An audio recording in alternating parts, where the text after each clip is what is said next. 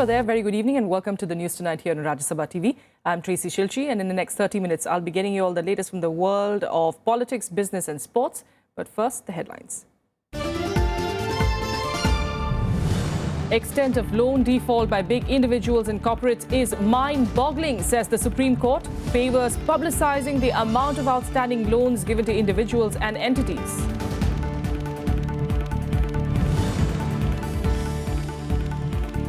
Good news for the Indian economy. The Weather Office predicts above normal rains in the southwest monsoon. Rains to be fairly well distributed.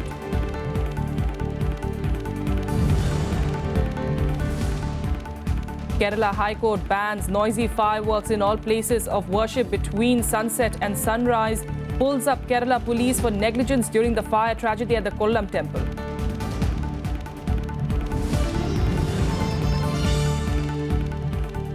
China questions the G7's approach on East and South China Sea disputes. Foreign Ministers' summit ends with renewed commitment to end terrorism and nuclear threats.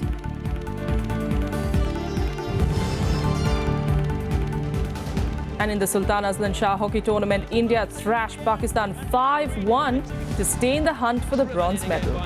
But no goal has been given. SV Sunil did get a touch. Just a short pass to Manpreet. Manpreet shoots and Manpreet scores.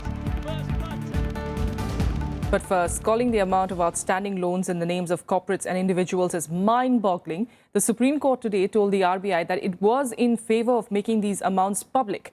The two-judge bench said this as the RBI gave it a list of defaulters with the pending amounts against their names in a sealed cover. The RBI, however, opposed the Apex Court suggestion, quoting the confidentiality clause. The Supreme Court has favoured making public the total amount of outstanding loans given by banks to various individuals and entities. The amount runs into lakhs of crores of rupees as per the information provided to the Apex Court by the RBI. A bench comprising Chief Justice T.S. Thakur and Justice R. Bhanumati said the information provided by the central bank makes out for a case as the amount involved was quite substantial. However, Reserve Bank of India opposed this, saying there was a confidentiality clause and the figure will have its own impact if it's disclosed. The bench has now said it will examine if the total amount of defaulting loans running into crores of rupees can be disclosed. It has also asked parties involved to frame various issues that could be debated. The bench also expanded the scope of the PIL, including the Finance Ministry and the Indian Banks Association as parties. The matter has been posted for further hearing on 26th of April. Court ने उनसे ये बोला कि भाई तुमने क्या scheme निकाली है जिससे कि तुम ये इंश्योर कर सको कि आगे से कम इस तरह के रेकलेस लेंडिंग नहीं हो पाएगी, यानी कि जिनके पास वापस करने का पैसा नहीं है, जो बोगस कंपनियां हैं, जो पहले डिफ़ॉल्ट कर चुकी हैं, उनको फिर से पैसा दे दिया जाता है, सैकड़ों करोड़ दे दिया जाता है। इसको रोकने के लिए तुमने क्या किया है? और उन्होंने ये भी टिप्पणी करी कि एक छोटे किसान जो हैं उनको थोड़ा सा अगर डिफ़ॉल्ट हो जाता है, तुम लोग तो उनकी ज़मीन वमीन बेच देते हो, और यहाँ पर इतने बड़े लोग जिन्होंने हज़ारों करोड़ ले रखे हैं वो लोग पैसे पे पैसा लेते रहते हैं, उनका कुछ नहीं होता। इसका तो कुछ करना पड़ेगा। The court also expressed surprise that no concrete steps had been taken for the recovery of such loan from defaulters, and that is the bigger question here. Stringent steps must be initiated for recovery of such loans, and this must be done now. Bureau Report, Rajya Sabha TV. Now, as the severe drought tightened its grip on 10 of the country's 29 states, a special water train reached Latur district of Maharashtra today. This year's drought is particularly severe because poor monsoons across much of the country in both 2014 and 2015 have left dams and reservoirs with unusually low water levels. However, the IMD says that this year's monsoon shall be slightly above normal. Here's a report. Cheers and celebrations greeting the arrival of the water train in drought-hit Latur. The train brought in 5 lakh litres of water and filled up a huge well located near the station. A similar water train is expected on 15th of April. And even as both the Congress and the BJP scramble to take credit over the temporary solution to the water crisis, people say all they care about is the water. ये सबसे बड़ी राहत है, लोगों के लिए सुकून की बात है। लातूर में और पानी आने वाला ये सुनकर लातूर के लोग थोड़ी सी अभी आराम से नींद की राह ले सकते हैं, आराम कर सकते हैं। जैसे लोग दीपावली और रमजान में जो खुशी मनाते हैं, ऐसी लातूर के लोगों को आज खुशी हो रही है। आप देख रहे होंगे पूरे लातूर शहर भर से लोग यहाँ पर सिर्फ ट्रेन देखने के लिए, रात भर कुछ लोग यहाँ पर ट्रेन देखने के लिए रुक गए थे। और जिन्होंने दिया है उनको श्रेय मिलने दीजिए, हमें सिर्फ पानी चाहिए और जिसको लेना है लीजिए, यहाँ श्रेय का कोई विषय नहीं। तो ट्रेन आई है, ट्रायल ट्रेन है। रूटीन ट्रेन जो है अभी हम प्लान करेंगे। जब ये रूटीन ट्रेन आएगी तो 50 लाख लीटर प्रतिदिन के हिसाब से पानी जो है हमें मिलेगा। उससे जो वाटर की स्केर्सिटी जो है वो काफी एड्रेस हो जाएगी। Latur is fast becoming the focal point of the drought crisis that has hit the entire Marathwada region. Agriculture growth is all set to decline in Maharashtra by 2.7% for 2015-16. Cabinet Secretary P.K. Sinha reviewed the situation arising out of rain deficiency and drought-affected areas. Maharashtra PWD Minister Eknath Shinde also met farmers and assured them of help from the state. उनका कहना है कि जैसे बारिश शुरू होती है तो हम लोग चले जाएंगे, 2 महीने की बात है, तो कैसे उनको मदद करनी है ये सब लोग मिलके हम लोग देखते हैं और वो कोशिश करते हैं कि उनको 2 महीने तक यहाँ पर कोई दिक्कत नहीं हो। Meanwhile, the Uttar Pradesh government has said it will take all possible steps to ensure there will be no starvation deaths in the state. This comes a day after the centre announced a relief of 1,304 crore rupees for the region. देखिए, पिछले 2 वर्ष से लगातार सूखा है। इस बार का budget आप कह सकते हैं देश में कभी किसान के लिए ऐसा बजट नहीं आया। कुछ नई योजनाएं हैं। 14 तारीख को प्रधानमंत्री नेशनल एग्रीकल्चर मार्केट की शुरुआत कर रहे हैं। फसल बीमा की शुरुआत इस वर्ष हुई है। सिंचाई योजना एक तरह से इस वर्ष आप कह सकते हैं कि जमीन तक पहुंचेगी। तो 2 साल के सूखे से समस्याएं तो किसानों को है, लेकिन सरकार जितना कर सकती है उतना कर रही है। Several states are reeling under severe water shortage this summer due to deficient monsoon in the last 2 years. People in northern and eastern India continue to reel under hot and sultry weather as the mercury level rose to 40 degrees Celsius on Monday in most places. The weatherman says the ongoing heat wave will intensify in the coming days, with the day temperatures likely to remain several notches above normal. However, there is some cheer as Met Department says this year's southwest monsoon should be slightly above normal. Bureau Report, Rajya Sabha TV. Now let's head to Kerala, where the High Court today banned sound-making fireworks displays in all places of worship in Kerala between sunset and sunrise. The decision comes after a judge requested the move. The court also pulled up the state police for negligence in providing basic facility to devotees who gather at the Kollam temple for worship. It questioned how the police could ignore such a huge stash of fireworks in the temple at the annual festival on Saturday night. Meanwhile, 7 managing committee members of the Puthingal Devi temple surrendered on Tuesday. Police officials are questioning them. The police officials, in fact, the temple officials have been missing ever since the fireworks tragedy that claimed nearly 110 lives and left over 1,000 injured. In the backdrop of the tragedy, the Kerala government also called an all-party meeting on Thursday to see if a consensus was possible on total or partial ban on fireworks in places of worship. Kerala Chief Minister Umin Chandi also announced earmarking 20 crore rupees for relief and rehabilitation of the victims of the April 10th tragedy. ഇന്നിപ്പം ഇതുപോലുള്ള വെടികെട്ടുകൾ ഇത് തുടരണോ അതിനെ സംബന്ധിച്ചൊക്കെ പല വിധത്തിലുള്ള അഭിപ്രായങ്ങൾ ഉയർന്നു വന്നിട്ടുണ്ട്. കേരള ഹൈക്കോടതിയിൽ ഇന്ന് ഈ കാര്യം എടുക്കുന്നുണ്ട്. ഈ സാഹചര്യത്തിൽ ഞങ്ങൾ ആലോചിച്ച് ഒരു ഓൾ പാർട്ടി മീറ്റിംഗ് വിളിച്ചു കൂട്ടാനായിട്ട് തീരുമാനിച്ചിട്ടുണ്ട്. നാളെ കഴിഞ്ഞ് 14-ാം തീയതി 2 മണിക്ക് മുഖ്യമന്ത്രിയുടെ കോൺഫറൻസ് ഹാളിൽ വെച്ചാണ് meeting. And now some more good news for the Indian economy as fresh data shows inflation has dropped sharply in March to a 6-month low, even as industrial production rebounded in February. The industrial production rose to 2% in February compared to 2015, racing past expectation of a 0.8% rise. According to the Central Statistical Organization, this is a sharp improvement from January when production fell 1.5%. Meanwhile, the consumer inflation fell to 6-month low of 4.83% in March, on account of cheaper food articles, including vegetables and pulses. Retail inflation was at 5.26% in February. This is the lowest rate of inflation since September. Food inflation for March eased at 5.21%. Pulses too turned cheaper. However, inflation in sugar and confectionery shot up at 3.92% in March. On to more news, and Prime Minister Narendra Modi today hosted a lunch for Prince William and Kate Middleton, who are on a visit to India. Modi welcomed the British royals at the Hyderabad house. Reports said that a four-course lunch featured Indian cuisine. Classical musician Rahul Sharma played the santoor that included a performance of the Beatles' classic Let It Be. Earlier, they visited a shelter of the Salam Balak Trust that provides support for street kids in Delhi and Mumbai. The couple have spent much of their 3 days in India meeting children and charities that work with them. The Duke and Duchess of Cambridge are next scheduled to leave for Assam later today, where they will be visiting the Kaziranga National Park. And now let's take you through some more news from across the country in Nationwide. Congress Vice President Rahul Gandhi trained guns on Prime Minister Narendra Modi over his pet Swachh Bharat campaign during a visit to the Deonar garbage dumping ground in Mumbai on Tuesday. Demanding that the garbage ground be shut, the Congress Vice President alleged a lack of strategy and vision in carrying out cleanliness drives.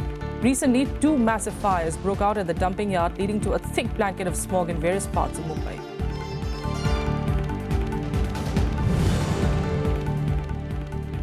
In the wake of the recent Panama Papers leak, India will take part in a special OECD meet on the 13th of April in Paris to firm up cooperation between countries.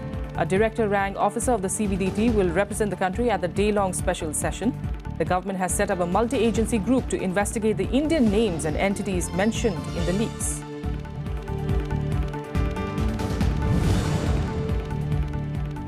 An Indian national who was languishing at a Lahore jail for over 20 years on spying charges was found dead in his cell on Monday. Kirpal Singh, who hails from Gurdaspur district in Punjab, had allegedly crossed Wagah border into Pakistan in 1992 and was arrested. He was sentenced to death in a serial bomb blast case in Punjab province, but later acquitted by the Pakistan High Court.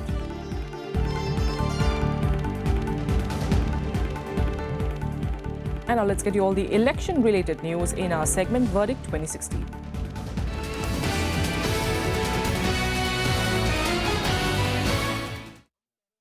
The BJP today asked the Election Commission to ensure free and fair polls in the coming phases in West Bengal. However, they also claim that similar requests earlier have not been addressed. A BJP delegation comprising Union Minister Prakash Javadekar, Party General Secretary Bhupendra Yadav, Secretary Siddharth Nath Singh and Om Pathak submitted a memorandum to the EC. They said that most of the observers are neither visible nor available and are completely incommunicado. They maintained that the party had requested for flag marches and patrolling in sensitive and extra sensitive constituencies, but this is not being conducted despite assurances by the Commission. Seeking deployment of central forces, they requested the Commission to order effective steps to stop the use of muscle power and take effective steps to create an atmosphere of free and fair elections. Observer और micro observer ज्यादा visible रहे, central force ज्यादा visible रहे और जहां गुंडागर्दी का निशाना बनाते हैं उम्मीदवारों को भी या हमारे पोलिंग एजेंट्स को भी, तो वहां उसके लिए भी सख्त कार्रवाई करने के लिए निर्देश और बहुत सारे नए निर्देश आज दे देंगे ताकि आने वाले 5 फेज में एक फ्री एंड फेयर चुनाव हो। यही आज हमारा मुद्दा था। Meanwhile, the CPM is contesting against the Congress in Kerala, but of course in West Bengal it is fighting the elections with the support of the Congress. And in an interview to Rajya Sabha TV, CPM General Secretary Sitaram Yechuri answered questions on how his party is tackling that contradiction. हमारे साथ बात करने के लिए हैं CPM महासचिव सीताराम येचुरी जी।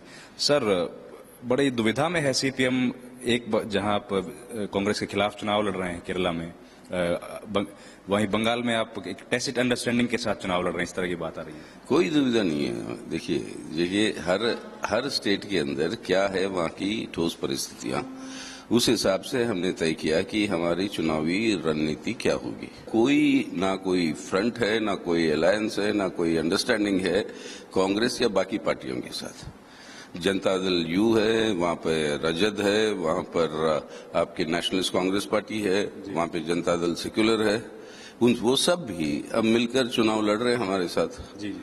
तो मकसद ये है कि तृणमूल सरकार हटाओ, बंगाल बचाओ। आसाम का भी चुनाव है। आसाम का सीपीएम के साथ बड़ा पुराना संबंध रहा है। कई कार्यकर्ताओं ने वहां पे बलिदान दिया है। और उसके बाद तमिलनाडु में भी हम लोग एक नए फ्रंट के साथ आप लोग अब आए हैं, एमडीएमके डीएमडीके के साथ नया फ्रंट बनाया। तो वहां पर क्या उम्मीदें हैं सीपीएम को इस बार से? नहीं, अच्छी उम्मीदें हैं। तमिलनाडु में तो अब देखिएगा कि ये पीपल्स वेलफेयर फ्रंट जो बना, पहले 4 पार्टियों का, अब कैप्टन भी हमारे साथ जुड़े हैं। जी।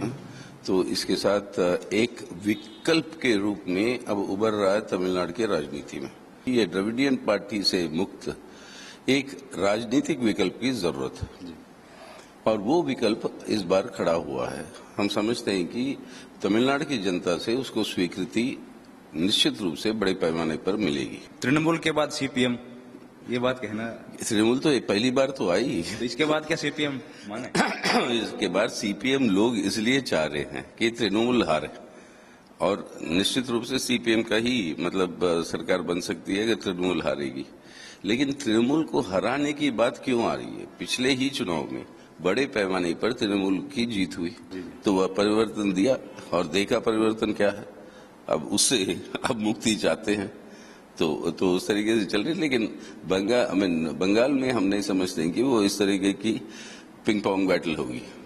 तो आपको लगता है इस बार प्रदर्शन सीपीएम का सारे स्टेट्स में अच्छा रहेगा? हम कह रहे हैं पिछले के मुकाबले में अच्छा रहेगा। सीताराम येचुरी का मानना है कि इस बार सीपीएम का प्रदर्शन जिन जिन स्टेट्स में चुनाव लड़ रहे हैं वहां पर बेहतर होने वाला है और इस बार जब इनकी सरकार बनेगी तो एक नई एजेंडा और एक नई दिशा के साथ जनता का भला करने की कोशिश करेगी।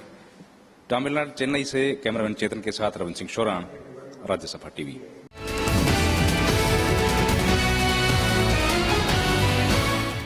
Without a quick break here, we'll be back with more news in a bit. Stay with us.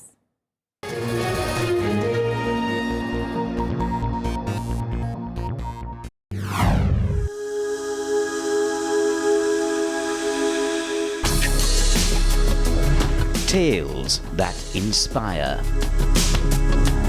Stories of social change.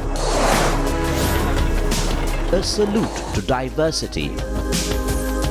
Promoting public discourse. Events that motivate. Inspiring the innovative spirit. Watch Rajya Sabha television documentaries on Rajya Sabha television.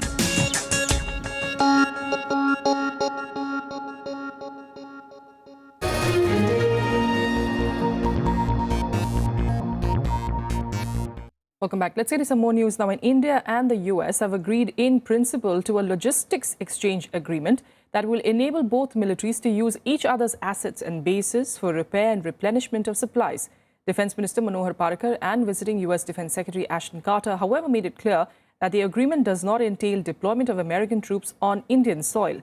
The two sides also agreed to set up a new bilateral maritime security dialogue between officials from both their respective defense and foreign affairs ministries.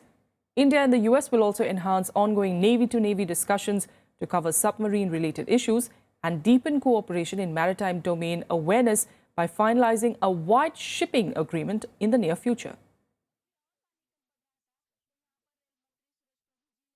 As our engagement deepens, we need to develop practical mechanisms to facilitate such exchanges. In this context, Secretary Carter and I have agreed in principle to conclude a logistic exchange memorandum of agreement in the coming months. The U.S.-India relationship is destined to be one of the defining partnerships of the 21st century. And that destiny is rapidly and surely becoming a reality. Meanwhile, China has expressed anguish at G7 nations taking sides in the East and South China Sea disputes at the just concluded G7 Foreign Ministers Summit in Hiroshima. On Monday, these nations called on all states to refrain from making land reclamations. The summit concluded yesterday with renewed commitment to end terrorism and nuclear threats. Here's more. Provoked by its isolation, China is turning against the G7 countries. On Tuesday, the Chinese foreign minister told them that they need to seek truth instead of issuing provocative statements on the East and South China Sea disputes. Earlier on Monday, G7 foreign ministers issued a statement claiming they will oppose intimidating, coercive or provocative unilateral actions that could alter status quo and increase tensions in the South China Sea. The group also called on countries to observe international maritime laws in an apparent reference to China's territorial dispute with the Philippines. 那么我也想说呢，7国集团，如果还是想继续在国际社会发挥重要作用呢，那就应该本着一个实事求是的态度。 The G7 nations, US, Britain, Canada, France, Germany, Italy and Japan adopted a joint communique, the Hiroshima Declaration, on Monday. They called for renewed efforts to end nuclear threats in the wake of recent nuclear provocations by North Korea. Every single one of us in public life carries, in fact, every person in position of responsibility carries, to work for peace, to continue the efforts that President Obama and other leaders came together to talk about in Washington a few days at the Nuclear Security Summit. The G7 foreign ministers meet at Hiroshima is being seen as a prequel to the G7 summit. World leaders will discuss how to implement major decisions taken at the just concluded summit. Bureau Report, Rajya Sabha TV. Brazil's President Dilma Rousseff, the first woman president of the country, is facing impeachment charges. Members of a congressional committee voted on Monday to proceed with a motion to remove the Workers' Party leader from office for puffing up a government account before the 2014 election. Rousseff has denied any wrongdoing and called the proceedings against her tantamount to a coup. Huge setback to Brazilian President Dilma Rousseff. A committee in Brazil's lower house of Congress voted on Monday in favor of impeaching Rousseff for allegedly manipulating public finances. The 65-member congressional committee voted 38 to 27 to recommend impeachment following reports that the president manipulated government accounts to hide a growing deficit and boost her re-election prospects in 2014. Opposition lawmakers say Rousseff's impeachment will set an example in the country's history of having acted against one of the biggest corruption scandals centered on state-run oil company, the Petrobras. Nós esperamos que o impeachment seja uma presença importante na vida da sociedade brasileira e a gente possa ter mudanças. E essa mudança a gente realmente olha para o futuro com uma luz no fim do túnel, porque essa presidência, se ela se mantiver no poder, não terá condições de governar. A tragédia da má gestão que nós estamos vivendo no país hoje. The government, on the other hand, is focused on convincing lawmakers to vote against impeachment or abstain in the full House vote. The ruling party called it a coup against their democratically elected president. Não há crime de responsabilidade, mas tenta dar uma aura jurídica ao golpe constitucional que tentam praticar. The issue has deeply divided Brazil. Supporters as well as opponents of the embattled left-leaning president gathered in the Brazilian capital on Monday. Bracing for clashes, the police tightened security. All eyes will now be on a full vote in the lower house on Sunday. Rousseff's opponents need 342 votes or 2/3 of the House to approve impeachment and send the process to the next stage in the upper chamber. If a simple majority of senators then votes in favor of impeachment, Rousseff would be suspended from office. Bureau Report, Rajya Sabha TV. And now let's take you through some more international news updates in Global Buzz.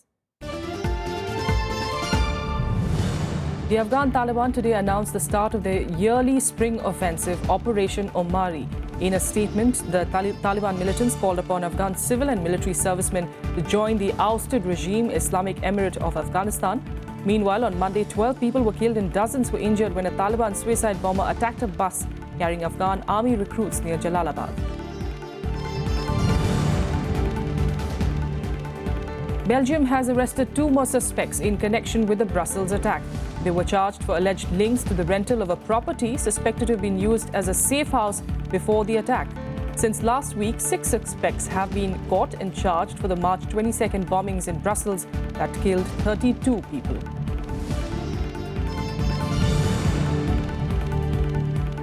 The UN's Child Agency has revealed a huge rise in Boko Haram's use of child suicide bombers over the last year. According to the World Peace Body, 1 in 5 suicide attacks are carried out by children in Cameroon, Nigeria and Chad. Girls are often drugged and used as tools by militants, they say.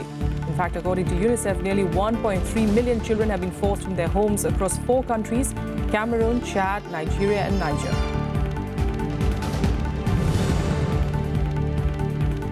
Ahead of US President Barack Obama's visit to Saudi Arabia, the State Department has issued a travel warning for its citizens. The State Department has urged them to carefully consider the risks of traveling to Saudi Arabia. It said that both the Al-Qaeda and the IS are planning attacks in the country.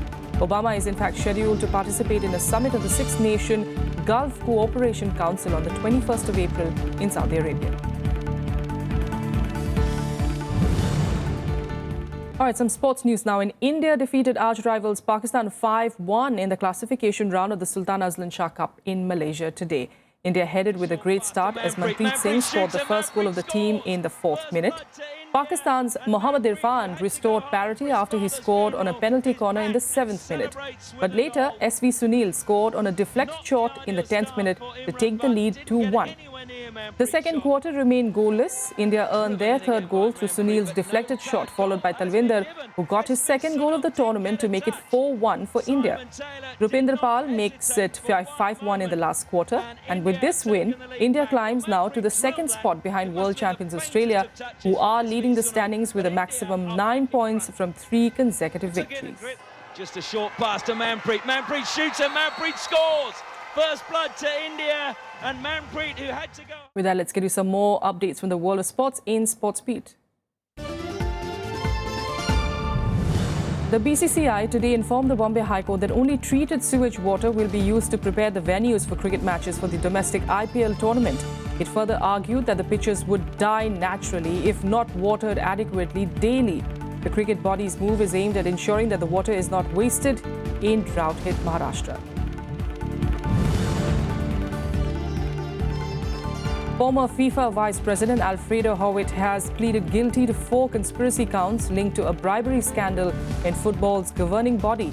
New York prosecutors said that Howitt took bribes worth hundreds of thousands of dollars linked to the sale of marketing rights to tournaments in Latin America.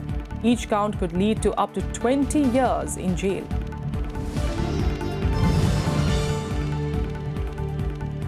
Barcelona will take on Atletico Madrid in the Champions League quarter-final second leg on Wednesday. The Catalan side will hope to redress their stuttering domestic form by sealing their passage to the semi-finals. The visitors already had a 2-1 lead from the first leg into the return match at Vicente Calderón.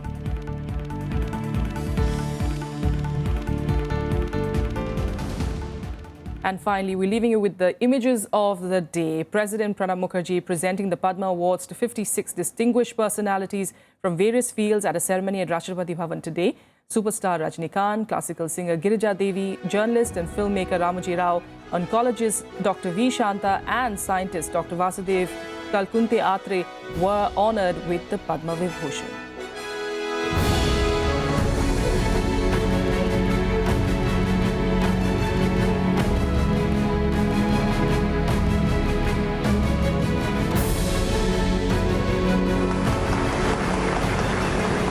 ऐसा लग रहा है कि मैं कहीं सपना तो नहीं देख रहा हूँ। It was a huge honor for me to be here. I can't find right words to describe the feeling.